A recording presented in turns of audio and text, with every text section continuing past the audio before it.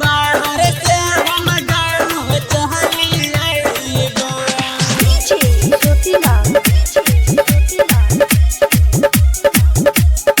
बाहर से हम गाँव चहली आइबो हटियै बेर राखी में बहिन बाहर से हम गाँव चहली आइबो कि बेर राखी में बहिन बाहर से हम गाँव चली आइबो कि तोहरे हाथे हम राखी बांधबैबो आई अपना माथा पर हम टीका लगबैबो आई कलाई का नहीं हुआ देबो सुन अचल हवा तोहर हम निभैबो कि बेर राखी में बहिन बाहर से हम गाँव चली आइबो Recording by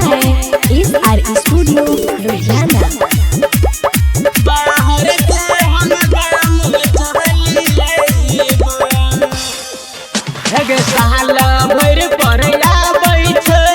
राखी के त्योहार गे आ भाई बहिन के रिश्ता पवित्र मानै छै संसार गे हाँ साल भर पर आबै छै राखी के त्योहार गे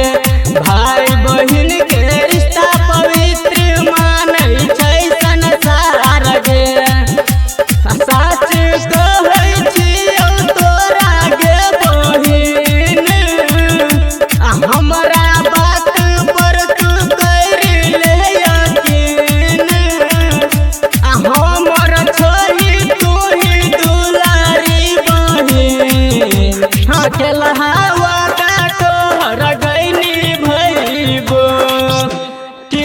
बेर राखी में बहिन बाहर से हम गाँव चली आइबो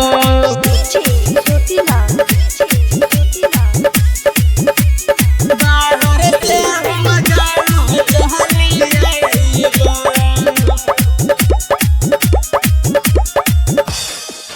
हाँ गायक नीतीश कर हरिया हो तोरा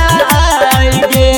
कि तूले माँ कहना बहिन देबो तोहरा लाइब गे हाँ गायक नीतीश कर हरिया हो तोरा आइगे